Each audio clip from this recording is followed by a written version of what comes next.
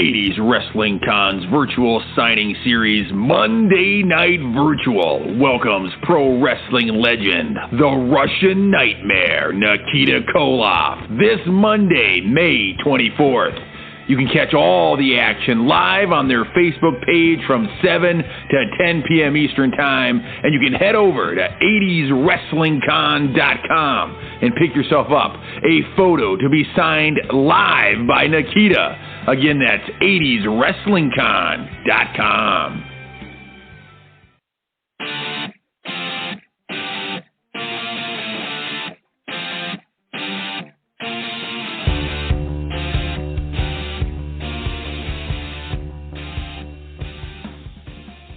Ladies and gentlemen, just like every day, today is a great day to talk 80's wrestling. Welcome back to 80's Wrestling, the podcast. My name is Jumpin' Jay, and as always, I'm joined by the New Jersey Nightmare, Tommy Fierro. The New Jersey Nightmare, huh? That's a good one, right? Yeah, I guess that is a good one, man. It is a good one. Very fitting for the signing that you have coming up in just, 4 days? Yeah, man, we have Nikita Koloff this Monday night for our next live virtual signing. You can head over to our website, 80'swrestlingcon.com now.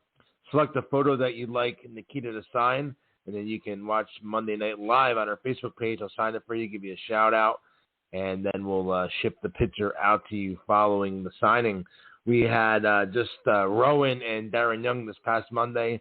A lot of new eyes on our signing for this Monday. Some of the newer generation fans were watching. As you know, primarily we just do 80's wrestlers, but we're trying to switch it up a little bit, which would be, fitting since we relabeled it Monday Night Virtual, so you don't have to have just 80's guys. So we had those guys this past Monday, and this Monday is Nikita. We got a ton coming up. I'm sure we'll talk about it later in the episode and throughout the weeks. But today is a very, very, very special episode of 80's Wrestling, the podcast, because today, as we're taping this on May the 20th, this is the 10-year anniversary of the passing of Randy Macho Man Savage. And obviously, he was one of my favorites growing up as a kid. I'm sure he was one of your favorites, Jay. And I'm sure the majority of people listening to this podcast right now, because they are 80's wrestling fans, was a huge fan of the Macho Man. And what better of an episode to do than to cover probably Randy's greatest moment ever in wrestling, and that is WrestleMania 4. We're going to talk about the entire show, leading up to Randy Savage becoming the World Wrestling Federation champion for the very first time. One of my favorite WrestleManias ever, Jay. How about you? It's one of those that is iconic just because of the way they structured it. We're coming off of WrestleMania 3, which a lot of people hold up as the WrestleMania. It was insanely well received, high ratings, had a tremendous main event, had what some people consider to be the greatest WrestleMania match of all time, speaking of Randy Savage. And so WWF had to switch it up, had to do something big to follow up WrestleMania 3. And they came up with this one-night, 14-man single-elimination tournament for the Heavyweight Championship. So it was a real unique feel to it, very memorable. And so I can't wait to jump in and break it down with you.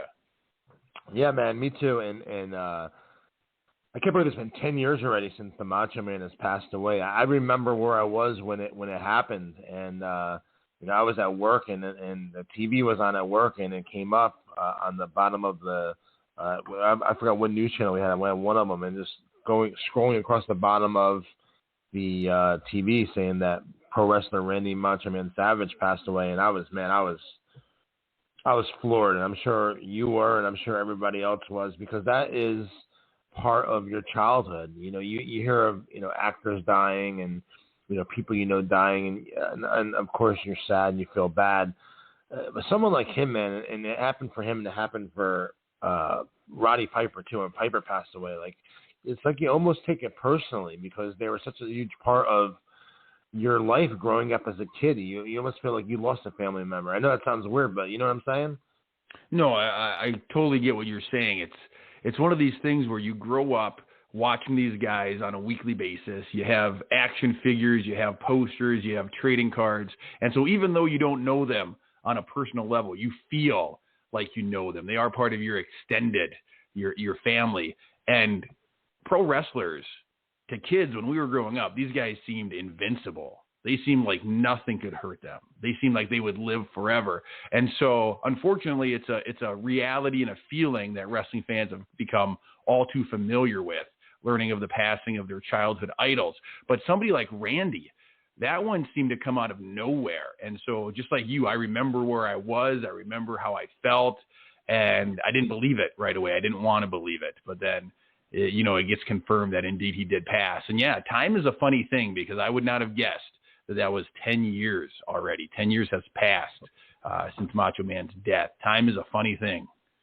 Yeah, man, it's crazy that it's been 10 years. I can remember it like it was yesterday. And I thought, and we both thought that this would be a fitting episode for this week's edition of 80's Wrestling, the podcast. If we talk just about the career of Randy Savage, we literally would have to do several podcasts to cover the career he had and all the, the big matches and big angles and storylines. But I know that I've been wanting to do WrestleMania 4 for a while. I know I talked to Jay about it in the past as well. So we thought this would be the perfect episode to do it, because it was the show and the pay-per-view and the event that, catapulted Randy Savage to the very top of the company. And it was a very unique pay-per-view. Like you said, it was coming off of WrestleMania 3, which was the biggest attendance ever with Hogan and Andre. And the working plan was to have a rematch with those guys, in which they did in WrestleMania 4. They got a bye in the first round of the tournament. And in the second round, when it was Andre and Hogan, they actually went to a double disqualification, which led to both of those guys being eliminated. We'll run down the whole tournament in a minute, but other matches on that show as well that are significant was the Battle Royal that actually opened up WrestleMania 4.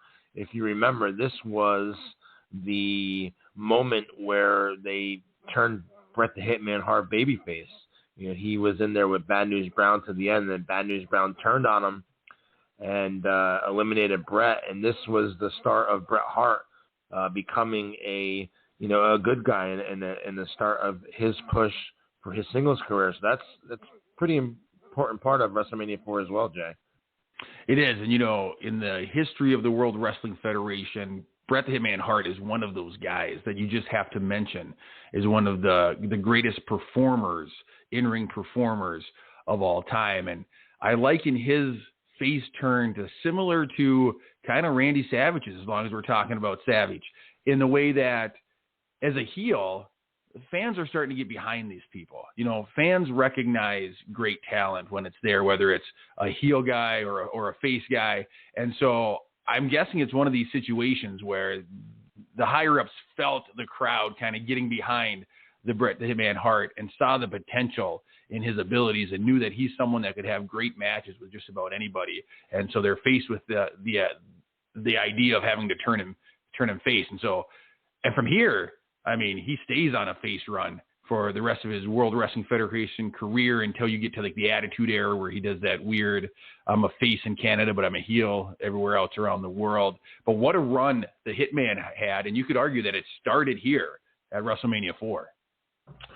Absolutely, man. Absolutely. And obviously the company saw something in him to give him that singles run. And obviously they were right. Went on to be one of the greatest of all time. WrestleMania 4 took place in Atlantic City, the home building of former President Trump. And obviously they would return the next year there as well. First time ever that there was back-to-back WrestleManias in the same location. This one was unique. I've been there before to that building, Jay. I've seen wrestling there before throughout the years, and it's a small venue. But WWF made that small venue look so big on the way they filmed it. Just that entranceway, how they did that. First of all, I love that entranceway. The way they had to walk down all those stairs to get there with the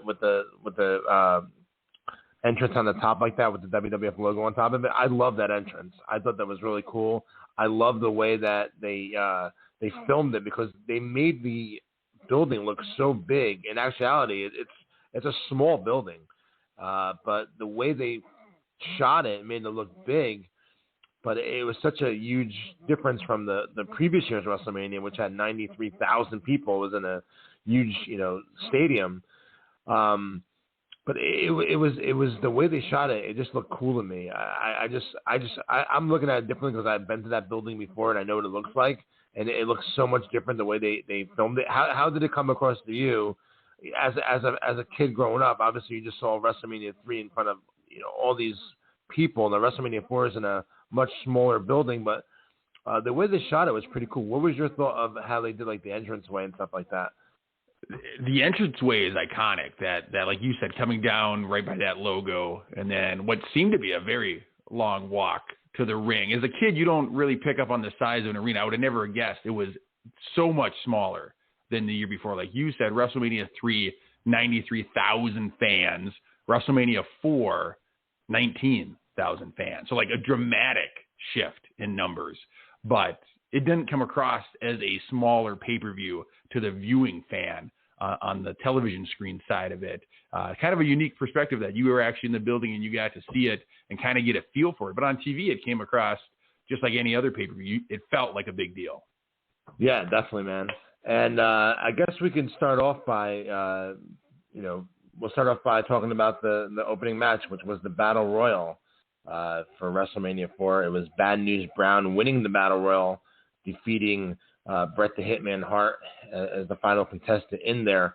What are some of your memories of that Battle Royal, Jay? Because there was a lot of people in this Battle Royal that you would never even remember were in a WrestleMania, like the Young Stallions, Paul Roma and Jim Powers. They were in that Battle Royal. If you weren't a diehard historian that knows everything, you would never have thought that Paul Roma and Jim Powers were in a Battle Royal. Sam Houston was in that Battle Royal. So you never would have thought that Sam Houston was in a WrestleMania. The same thing for Sika. Sika was in that Battle Royal as well. So there were some names in that Battle Royal that had a WrestleMania match that you never would have remembered had one with those guys. And Junkyard Dog was also in that Battle Royal. He's someone that was hidden in there that I don't even remember that he was in there really until I just looking at the lineup of people that were there. I'm a huge fan of the Battle Royal type match, and I think if you're going to start off a big time pay-per-view, that's a great first match because the crowd's going to be into it because they're seeing not just a singles match, not just two participants, but like you said, they're seeing 20 people come out for this Battle Royal, and some of those wrestlers that you mentioned, they probably wouldn't get a singles match on a WrestleMania card that year. And so it's a great opportunity for them to get on the card, to get a WrestleMania payday, for fans to see them. And that's a match that's going to excite people. Right out of the gate, you get 20 people in an over-the-top Battle Royal. I mean, people are going to be into that. And so I love that that's what they chose to start this big event with. Absolutely, man. And just to list the names that were in that Battle Royal, I just mentioned some of them. Boris Zukov, Nikolai Volkov, the Killer Bees, Danny Davis, George Steele, Harley Race, Silverly Jim, the Rougeau brothers, Young Stallions, Ken Patera, Ron Bass was in there. That's another one a name that you don't think of when you think of WrestleMania. Ron Bass was in there as well. So there were some significant names from that time frame that never had a chance to be a part of a WrestleMania that got to, thanks to that Battle Royal. So I'm actually going to probably go back and watch that Battle Royal just to relive some of that because I don't remember some of these guys that were even in there because it's the first time I'm reading this. I haven't watched WrestleMania 4 in a while, so definitely want to go back and check that out. Next up started the first round of the WrestleMania 4 title tournament. The opening match was Jim Duggan against the $1 Million Man, Ted Dibiase, 5 minutes and 2 seconds. And Ted Dibiase picks up the win here. Jim Duggan was just coming up in his own at that time as being a hot new. Well, he wasn't really new. He was there for a year at this point. But I mean, as far as like climbing the ladder as one of the top baby faces in the company, Ted DiBiase, obviously, red hot, red hot as the heel at this point. A great match to open up the title tournament.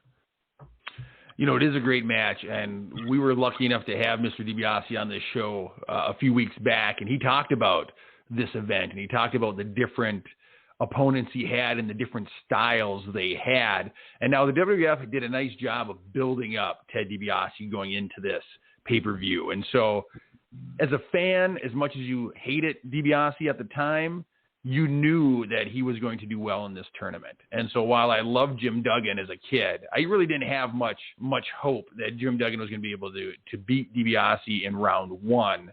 And of course he didn't. Ted DiBiase goes on, like you said, to beat Jim Duggan. But what a contrast in styles between these two wrestlers. And so it's a unique matchup. And I'm happy that Duggan was part of the tournament. But yeah, DiBiase was definitely going over. Jay, before we go further into this, and off the air, I told you mine. Who was your favorite to win this tournament before the tournament actually started? As a kid, who were you rooting for, and who did you think was the win? If it was the same answer or a different answer?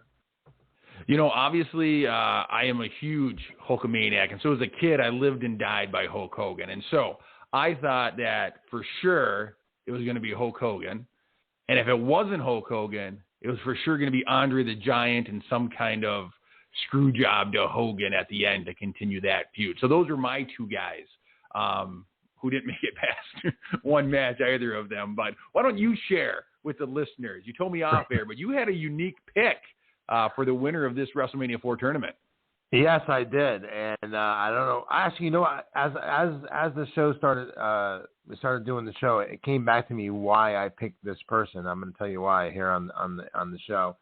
I actually was rooting for and hoping that Don Morocco was going to win the WrestleMania 4 title tournament, and I told you this right before we started taping this, and then I started thinking to myself, why did I pick him? I'm trying to think, why did I think he was going to win? Why did I pick him? And I remember now, we actually, as a kid, when I used to go to the Meadowlands Arena in East Rutherford, New Jersey, we were sitting next to, and I don't remember exactly who it was as a kid. I have to ask my mom. Maybe she would remember. We were sitting next to someone that was related to Don Morocco. I don't know if it was his mom. It might have been his mom.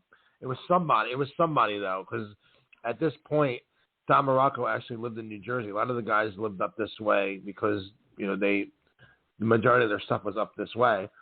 And I don't know what happened, and my mom actually wound up giving the lady, which I believe was, I don't know if it was mom or it was a family member or someone. She gave her our address, and they were going to send us a autographed picture of Don Morocco. And sure enough, a couple of weeks later, we got one in the mail. So I always thought it was so cool as a kid that I got a autographed picture of Don Morocco. And I think maybe that's why I was rooting for him to win the title tournament. That makes sense, Tommy, because if he wins that tournament, the value of that photo goes through the roof. And so you were just looking for that investment to pay off. That's a smart businessman, even back then, Tommy. Yeah, man. And I'll just go off subject for just 1 second. I remember also as a kid at the Meadowlands Arena, one show I was sitting in an area where the side locker room of the building was there, and some of the guys would walk out and peek their heads out and watch some of the matches that were going on, and you were able to see some of the wrestlers doing that. And I remember one time Shawn Michaels, when he was still with the Rockers, he came out and he was looking out and watching, and I gave him my program, the insert where they had the match lineup, the white sheet they gave out with the matches, and I remember him signing that for me as well. So that was at that arena too. So I got an autograph there from Shawn Michaels one time. Look at you, Tommy, rubbing elbows with all the big guys before they hit it mainstream. That's awesome. Do you still have that autograph? Somewhere I do, yeah. I remember also the first time I ever met a wrestling personality was after a show. My mom used to take me to William Patterson College in Wayne, New Jersey. I actually saw WrestleMania 4 there on closed circuit TV. After the show, there was a pizzeria, not WrestleMania 4, but a regular house show. There was a show, pizza place across the street from the college. So we went to the pizza place to get something to eat after the show, and Dick Worley was in there. And I got an autograph of Dick Worley, the referee. That was the first time I ever met anyone. It was pretty cool. That is very cool. Yeah, anytime you can meet someone as a kid, when you meet somebody that's involved in wrestling, if it's somebody you've seen on TV or just somebody you know is involved in the industry, it's kind of an out-of-body experience. It's weird meeting those type of people for the first time, but very cool. And it sounds like your mom was all about taking you places to get you in the mix with these guys, which is a good job for Mommy Fierro. Yeah, man. So I'm sorry, I didn't mean to get off topic there, but I think that's why I picked Don Morocco. I was trying to remember why I picked him, but Don Morocco actually was up next against Dino Bravo, and he won by disqualification in 4 minutes and 54 seconds, which would lead to the next round, which would be Dibiase and Morocco, but we'll get into that in a little bit. Next up was Ricky Steamboat against Greg Valentine. Greg Valentine wins this in 9 minutes 11 seconds. This one I was pretty shocked by. Steamboat just came off the previous year's WrestleMania in one of the marquee matches against Randy Savage. This time he loses in the first round against Greg Valentine. That has to be considered a shock. You know, I think it is a shock. I think because if you would look at it, Greg Valentine then goes on to face Savage in the quarterfinals, and so you wonder, did they think about having a Steamboat Savage return match? Did they think it couldn't live up to the previous year? You just kind of wonder what goes into the decision making. But I'll say that Greg Valentine, he might be one of those guys that if I ask Tommy, is he overrated, underrated? You might say that he's a little bit underrated as a performer, because I think a lot of people get hung up on the fact that maybe he lacked a little bit of that personality that makes somebody a superstar. But when it came to in-ring stuff, Greg Valentine could go, and he was a great wrestler. And so to see him paired up against Steamboat, they had 9 minutes, which in this tournament is a long match. I think the next longest match is the finals match. And so to have the second longest match in the card, or excuse me, Jake Roberts and Rude looks like they go longer. But Valentine Steamboat, good matchup as far as in-ring technicians. But as a kid, I definitely thought Steamboat was going over. So in your opinion, Tommy, where does Greg Valentine land? Is he underrated as a performer now looking back?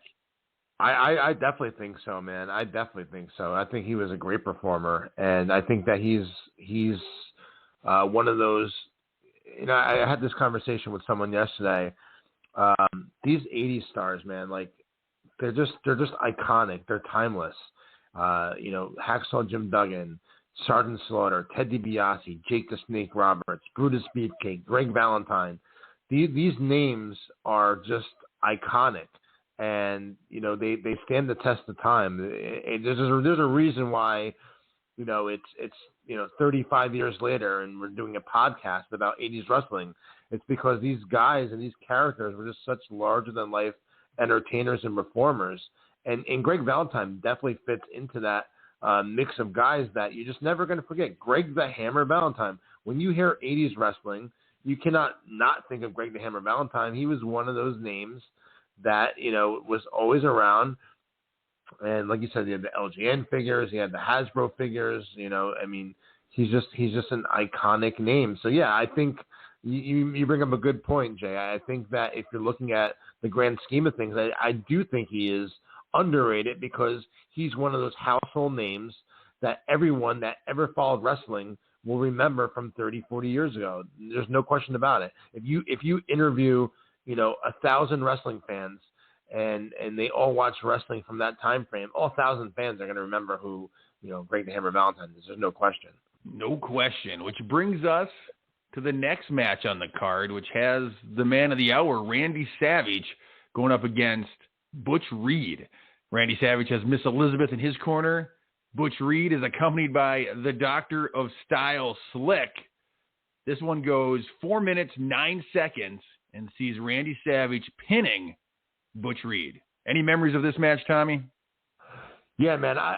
First of all, the first thing I think of when I remember Randy Savage in this tournament is how cool it was that every round he came out with a different robe, and Elizabeth came out with a different outfit on. It was really cool, and I love, and I know we talked about this in the past when Butch Reed passed away. I loved Butch Reed in WWF. You're talking about underrated. He was underrated. He was someone that I loved his work. I loved his character. I loved Slick with him. And a quick shameless plug, we're actually doing a virtual signing with Slick on September the 20th. And photos are available now on 80'swrestlingcon.com. You can pick a photo out now for Slick, and he'll sign it for you and give you a shout out. But I loved, look how quickly I did that and made it.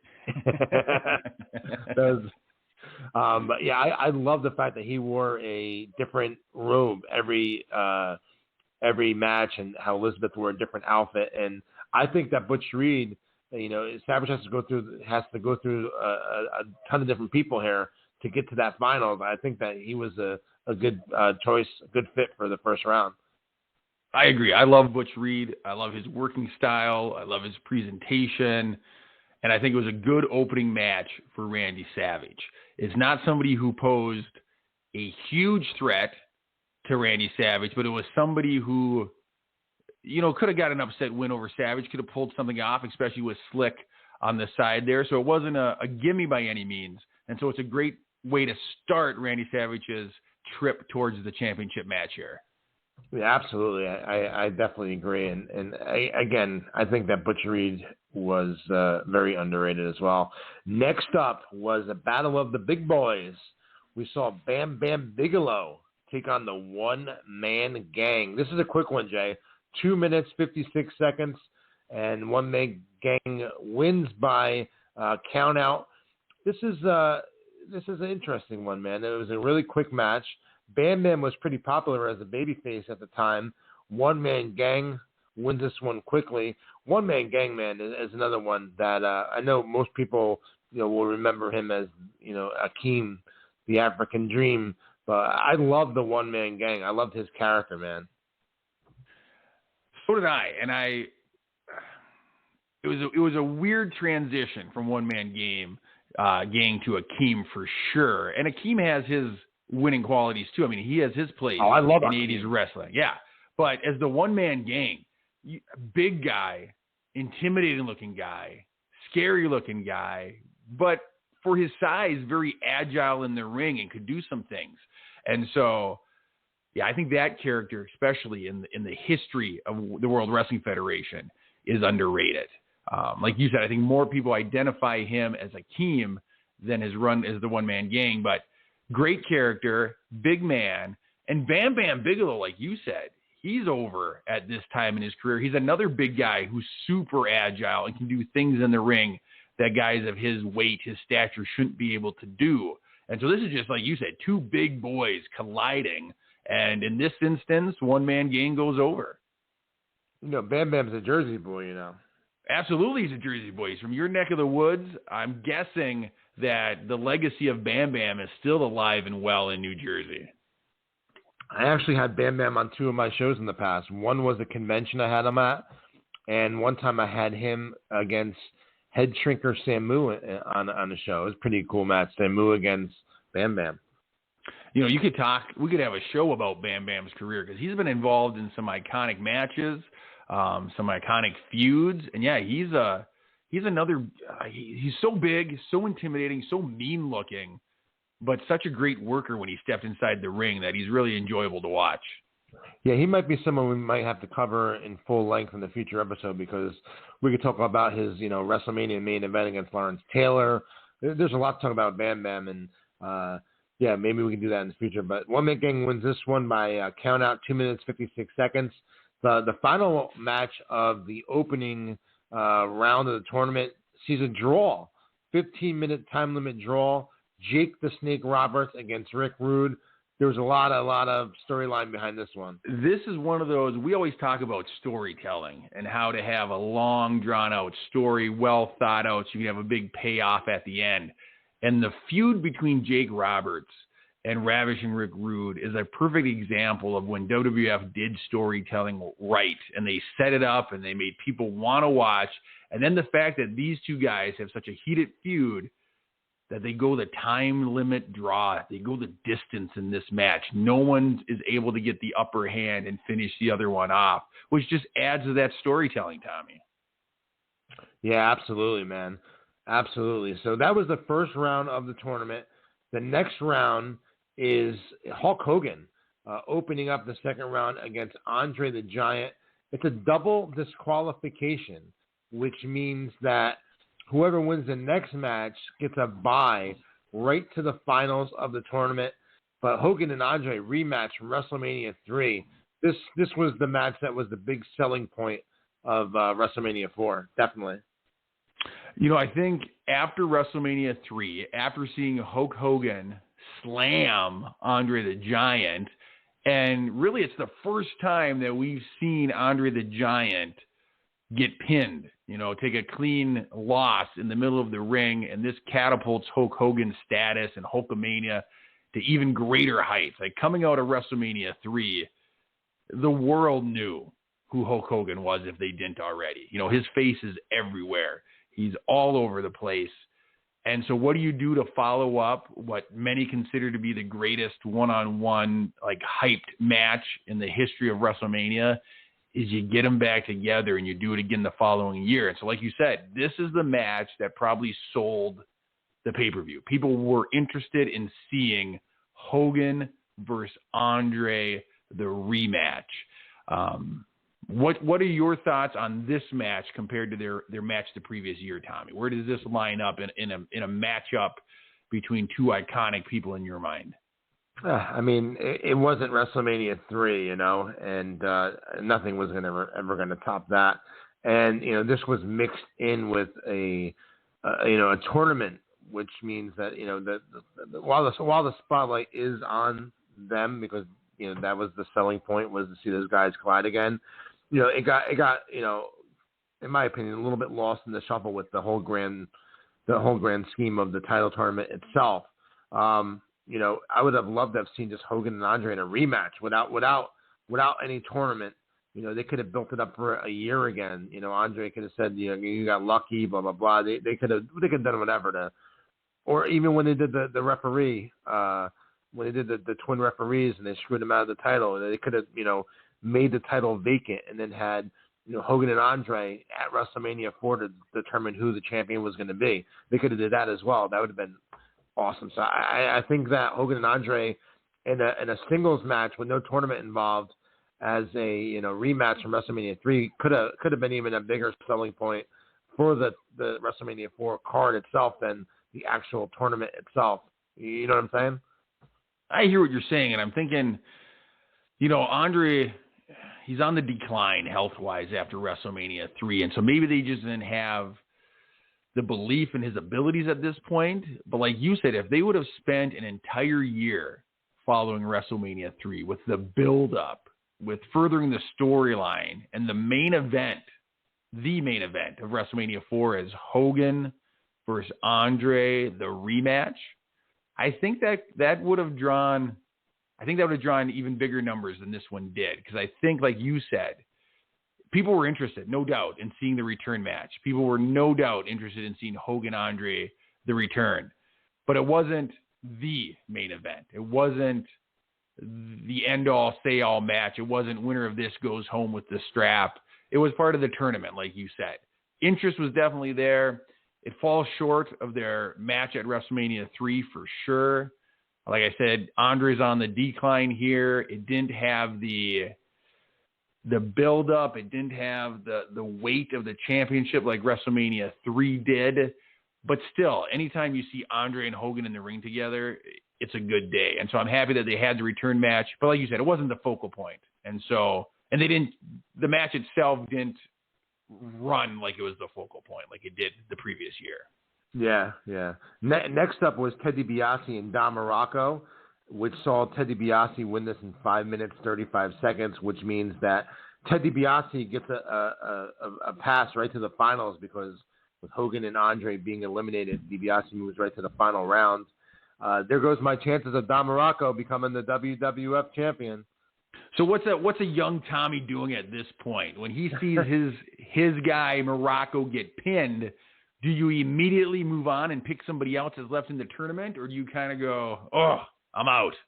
I think, and I can't remember because I was just a little kid, but I think once Savage, started going against, one against Butch Reed, I started to get behind Savage as well. But I think everybody, I don't want to say was programmed, because that's another thing I want to bring up real quick too is back then it was so easy for WWF and wrestling in general to program their fans, for the majority of the part, to like and react to what they wanted you to like and react to.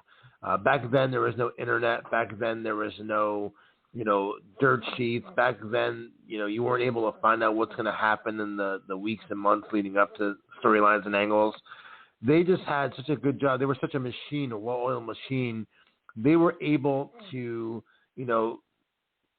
decide which direction they wanted the fans to go in, and who to get behind, who not to get behind, who to cheer for, and who to boo for.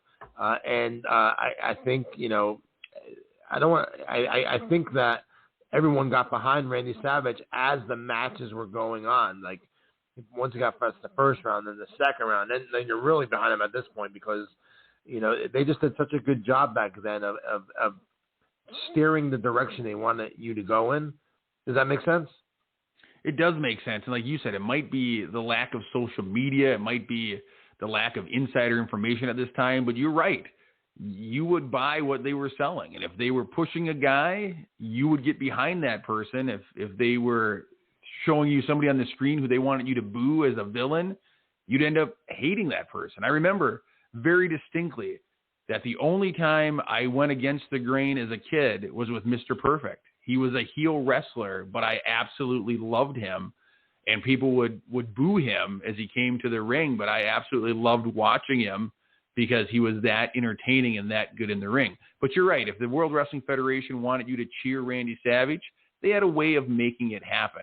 Now, I will say, in this tournament, the one thing that I absolutely love that they did was there was 2 buys in this tournament. One because of the Hogan-Andre DQ, and one because of the Roberts-Roode draw. Both of those buys went to heel wrestlers. So in this tournament, no good guy got a rest. No good guy got to take a round off, which I think is excellent storytelling. Because, of course, Hogan and Andre getting a double DQ results in Ted DiBiase, who is heavily intertwined in that storyline. He gets a break in the semifinals right before the championship. So I think that's excellent storytelling as well. That was an excellent point, by the way, Jay. That's a great point by you, and you're right. It was. So yeah, I think once Morocco got eliminated, I was already in my head wanting Randy Savage to win anyway, and he was up next and defeats Greg Valentine in 6 minutes 7 seconds, which brings Savage to the semifinals against a one-man gang, because the one-man gang got a bye in the previous round when Jake Roberts and Rick Rude went to a draw.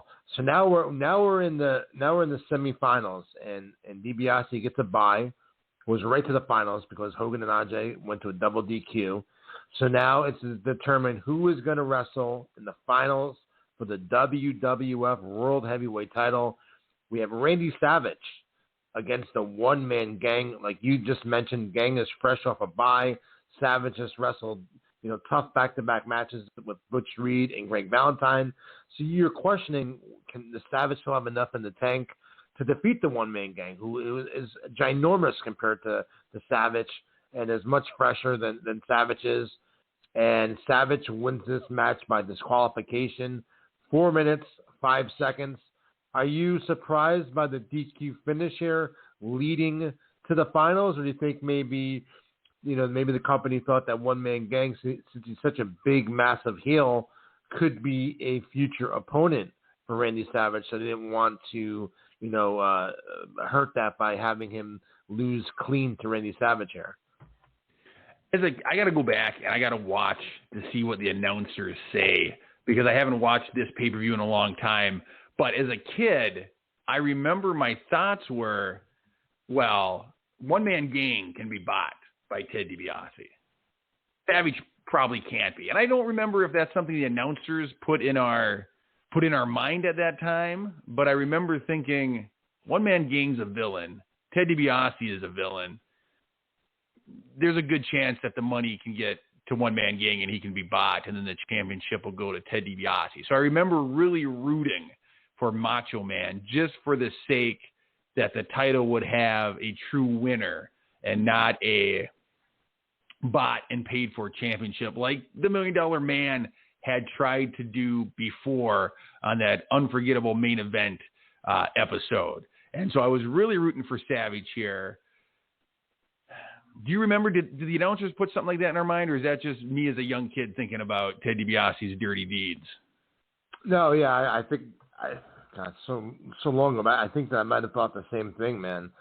So, yeah, Savage wins by DQ. Now we're going into the finals. We're going to pause on that for a minute before we get to the final match and talk about the rest of the show for WrestleMania 4 outside of the tournament. The Ultimate Warrior was in a singles match. This is his first WrestleMania, Jay, and he defeats Hercules with Bobby the Brain Heenan in 4 minutes, 29 seconds. What do you remember as a kid seeing the Ultimate Warrior in his first WrestleMania? Well, I remember, the Ultimate Warrior, obviously his physique.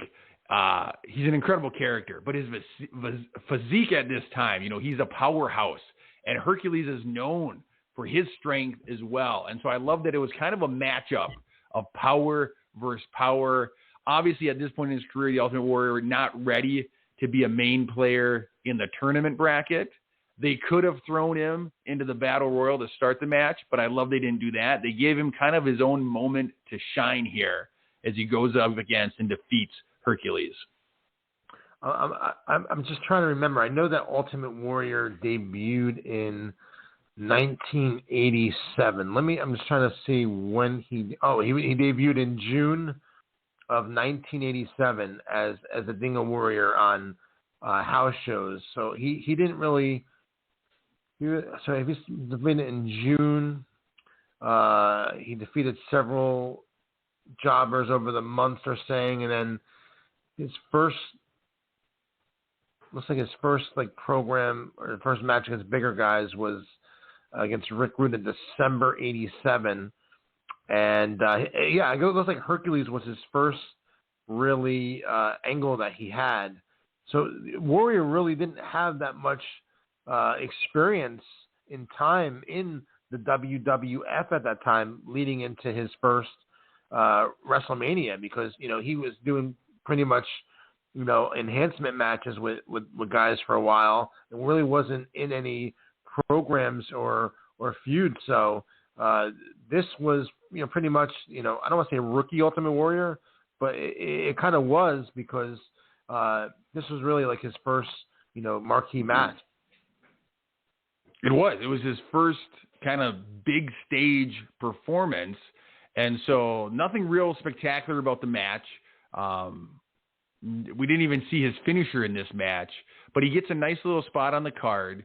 You get that nice image of him at the end of the match where he grabs Hercules' chain and he's standing in the middle of the ring and he swings it around his head. And so it's just kind of a nice image of his character in his first big pay-per-view match. Yeah, I remember that as well. That's probably what stands out most to me in that match was him, with Hercules' chain at the end. So yeah. So yeah, talk about a.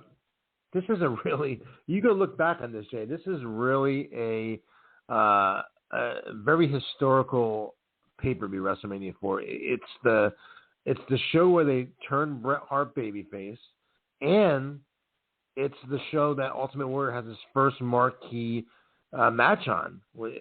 That's a lot of history there, man. It is. I know at the time, this is a long WrestleMania for the time. I think it goes 4 hours or something around there. 16 matches, man. Yeah, it's a long, and so to sit and watch it all would take a long time. But if you're a fan of 80s wrestling, like you said, there's some history here, and there's some matches that maybe at the time you really didn't take appreciation for, but as you go back now and see these things, yeah, it means a little bit more to you when you have some perspective. And so it's tough to follow WrestleMania 3. So it probably did not get the acclaim that it deserved at the time, but as a point in history, this is a big one. Yeah, and talking about history as well, Demolition captured the tag team titles, defeating Strikeforce at this WrestleMania as well. So I mean, that's another historical moment. This looking back on it now that we're reviewing this is a lot of history in this show. You have Bret Hart, babyface turn, Ultimate Warrior's first marquee match, Demolition win the tag titles, Randy Savage winning his first world title. I mean, there's a lot of stuff there, man. A lot of stuff. Another non-tournament match as well was Brutus Beefcake defeating the Honky Tonk Man by disqualification.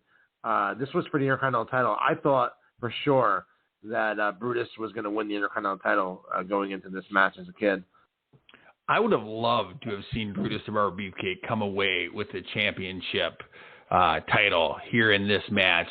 Beefcake was just one of those characters that as a child, it captured your imagination. You loved everything about it. Honky Tonk Man, another classic character. Like these two, the gimmicks that these two guys had were amazing for the time, and you loved both of them. You loved to hate Honky Tonk Man, and you loved to cheer for Brutus the Barber Beefcake, and you would have loved to see Brutus slap on that sleeper hold, put Honky to sleep, capture the title, cut his hair. Like it would have been an amazing way to transfer that IC title, but not meant to be. Yeah, and again, we talked about this many times in the past on the podcast. I think Brutus never got his just due for what a major part of that WWF golden era that he played, one of the top baby faces throughout that era. And he's someone that, technically he's not Dean Malenko, obviously. He's someone, in my opinion, that is grossly underrated as far as his contributions to the product at that time. You could even talk about that SummerSlam event with Zeus from the No Holds Barred movie. They needed another top babyface to team up with Hogan, and they chose Beefcake. I think people forget that Beefcake was a top babyface in the company. He was somebody that people were interested in seeing. It was somebody the company could trust to have a good match with just about anybody on any spot of the card. I think some of the things that go against him, unfortunately, that accident that really sidelined him when he ended up hitting his face in that parasailing accident, that really took him out of action for a long time. And then as you hear other wrestlers give interviews and talk, unfortunately, it sounds like his friendship with Hogan might have held him back, or some people think he got advantages that maybe he didn't deserve. But from an in-ring performance standpoint, as a fan, when you watch him, he's definitely one of the guys that always produced and always did what he could with his spot on the card. And so I would agree, underrated for his ability and his contributions to the business at this time. And the other non-tournament match was a six-man tag team attraction that saw the Islanders, Haku and Tama, teaming up with Bobby the Brain Heenan. Now, we just talked about last week's episode about how special it was when Bobby Heenan would get in there and wrestle, and obviously he's put in a situation here where he's featured in a WrestleMania match, teaming with the Islanders against the British Bulldogs and Coco Beware. It was a fun six-man tag. And let's talk quickly about some of the celebrity involvement in this show as well, Jay. Vanna White was there, and obviously, Wheel of Fortune is red hot at the time, and Vanna is obviously red hot as well. She was there. Bob Uecker, Mr. Baseball, was there, and Robin Leach was there, Jay. Robin Leach, the lifestyles of the rich and famous. Those names that you just mentioned, I don't know if you could name better 80s celebrities for that time period than those three individuals. And this is the time. And again, are you laughing at my Robin Leach impersonation? No, it was dead on, man. It was dead on. Kind of like Bushwhacker Luke's, right? Exactly. Like you could take those two impressions on the road for sure. Those those are great.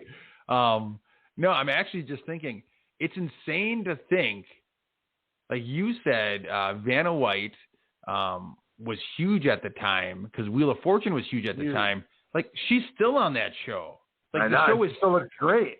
Yeah, it's insane. It's like that show has been kind of kept in a time capsule because she has not seemed to age, and that show is still as enjoyable now as it was then. But yeah, the Robin Leach, the Lifestyles of the Rich and Famous show. What a time that was in the 80s to have that show on. And then, of course, they did the Ted DiBiase segment with him. And just an amazing time. It brings a smile to your face when you think of how 80s this actually is as you look back. Yeah, man. And that'll lead us to the finals of the WrestleMania 4 tournament to crown a new World Wrestling Federation champion. It's the $1 Million Man, Ted DiBiase, against Randy Macho Man Savage. And Randy Savage goes on to capture the World Wrestling Federation heavyweight title. I mean, you talk about iconic moments, man. You go back as a fan of 80s wrestling and think about, some of the top 3 or 4 or 5 moments ever in 80s wrestling.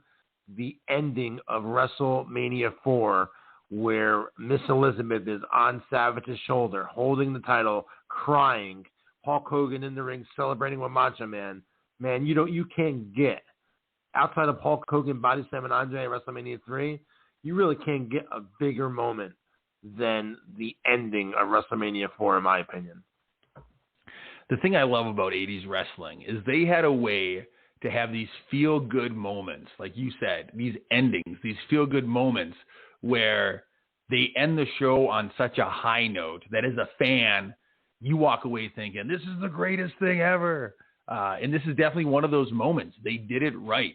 First, you have, the storyline is great. You have Dibiase, who's a fresh man because he's got, the last round off. You got Savage, who came through these grueling matches. He's tired. He's worn down. And then when DiBiase comes out, you have Andre the Giant at ringside. So the odds clearly stacked against Savage, and you think there's no way.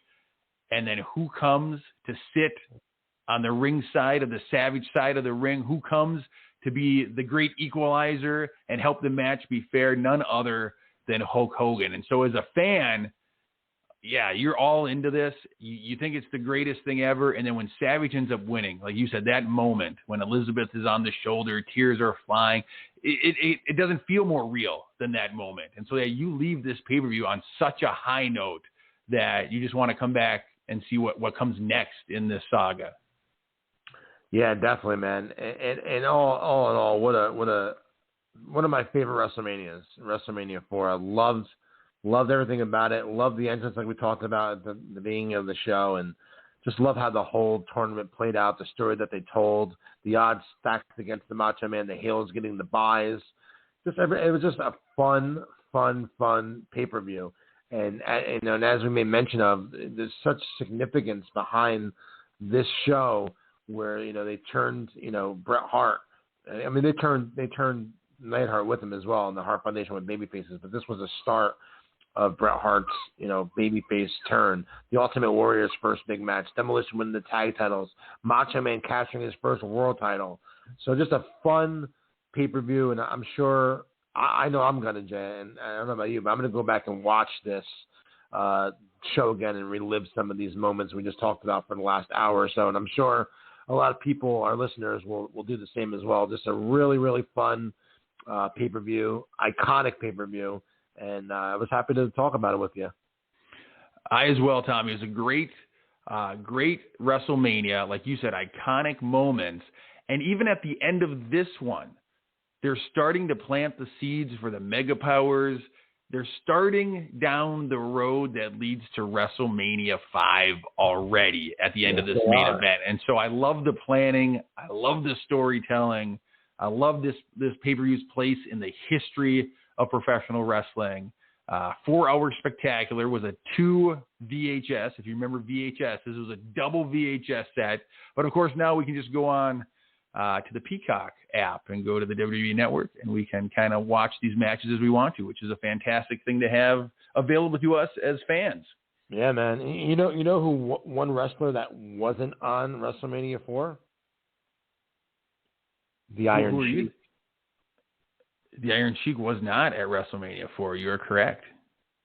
But you know who we do have here today. Yeah, well, if he's willing. I mean, I don't want to upset him. We're going to see about that, man, because the last couple of weeks have not gone well. And I don't know, man. I tried to talk to him before we came on the air today. I said that I told him you're a good friend of mine. I told him that, you respect his career, you respect him. I don't know why you rub him the wrong way, Jay, but for some reason Tommy Shiek just doesn't like you. I don't understand why. You don't have to worry about that today because I have the perfect thing to talk to him about. You have your signing in just 4 short days as one of the greatest foreign wrestlers, Nikita Koloff. The Sheik's a foreign wrestler. Nikita's a foreign wrestler. I think we have common ground here. I think he'll have no problem with today's question. All right, let me go see if I can get him. Sheik, Jumpin' Jay's on the phone from the 80's Wrestling Podcast. All right, he's coming. He don't look too happy, but he's coming. Hello, Mr. Sheik. Hello, Mr. Sheik. Welcome back to 80's Wrestling the Podcast. This is Jumpin' Jay. How are you doing, sir? Talk to me, Baba. Okay, I just wanted to get your thoughts. We have what a lot of people consider to be the greatest foreign wrestler from, Mother Russia, one of the strongest nations in the world during the 80s. We have Nikita Koloff coming on to do a virtual signing on Monday. In your opinion, is he the greatest foreign wrestler of all time? First of all, I'd like to say hello to all the wrestling fans all around the world, Baba. They know the Iron Sheik. I am Road Wrestling Federation champ. I am the Olympic gold medal champ. WWF Road Tag Team champ with Nicky Ryborkov, Baba. The not Iron Sheik. Yes, no argument from me. Everybody knows who you are, but we're talking about Nikita Koloff. No question.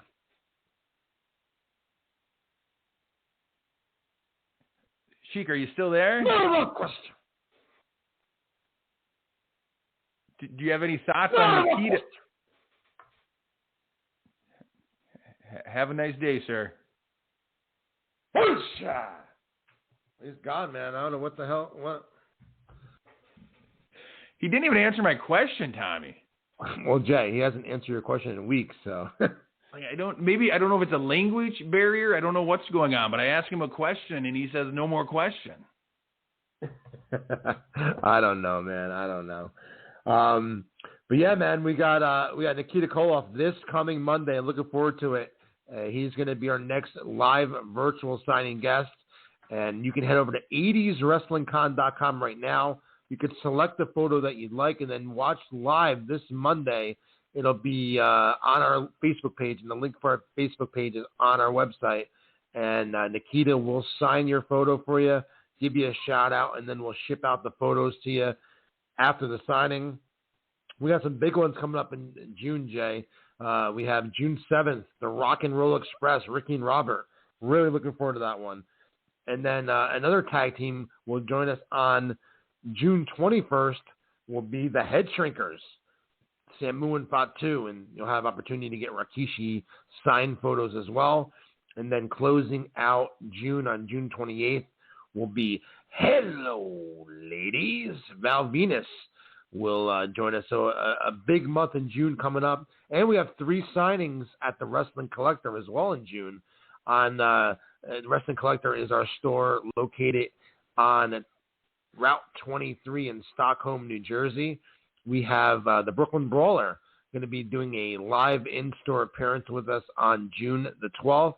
The following Saturday, June 19th, we have Barry Horowitz doing an appearance at the store. And then on Sunday, June 27th, Fred Ottman, who is Typhoon Tugboat Shockmaster, he'll be appearing there on Sunday, June 27th. So a lot of signings coming up for us in the month of June, Jay. So when it comes to the wrestling collector, are you going to have the Shockmaster kind of come through the back wall to the signing area, or is he just going to use the door? Well, considering I spent a lot of money to redo the store, I surely hope he does not break any walls on June the 27th. You'll have to tell him just use the door this time. Don't come crashing through the wall.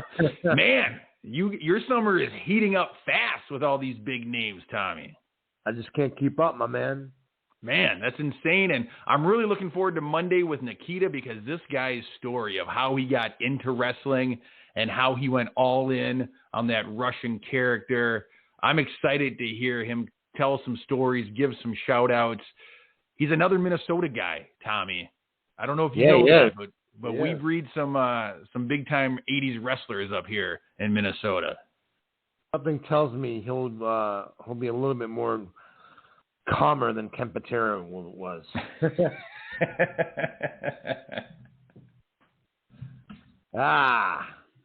Jay, what do you got planned this weekend? Anything good?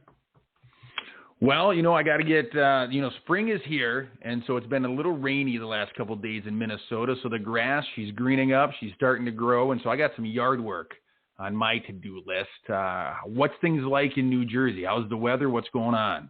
Oh, it's like summer here right now, man. It was like almost 90 degrees yesterday. It's going to be in the 80s, higher 80s today. Just plugging along, man. Just going to the store, working the store, and just trying to go with just trying to drive the train I'm riding right now, man. It's a little overwhelming doing signings every week like we've been doing. This will be our third signing in a row for Mondays ago, coming up this Monday, and then the following Monday we have off because it's Memorial Day. But then we have 3 Mondays again in June. I'm a one-man show, so I not only process all the orders, but I actually personally mail all the orders out. So, I just get done, or not even get done, sending out all the orders, and the next one's here already. And when you do it every week, it becomes challenging. But I'm just trying to keep plugging along, man. That's all I can do. I put all this stuff on my plate, and now I got to eat it, Like Dusty Rhodes used to say, man, you're living on the end of a lightning bolt, brother. Yeah, man. You gotta go when you gotta strike when the iron's hot. But as fans, we appreciate all the work you do behind the scenes, because we know it's a lot. The post office is probably getting sick of seeing you each and every week with your boxes and boxes of photos to be mailed out. But we appreciate your work and everyone that works behind the scenes. I know come Monday night, there's lots of movement and lots of hustling going on. So pass from all the fans of your team. Keep up the good work. We appreciate it. Thank you so much, Jay. And you're a big part of that as well. Jay actually handles the behind the scenes of 80's Wrestling Con. He does the website and the graphics and everything. So this machine couldn't run as smooth as it did without you, man. So I appreciate you and all your contributions as well. And until next week, I hope everyone has a great weekend. Jay, I hope you and your family have a great weekend. And we'll see you next week right here on 80's Wrestling, the podcast.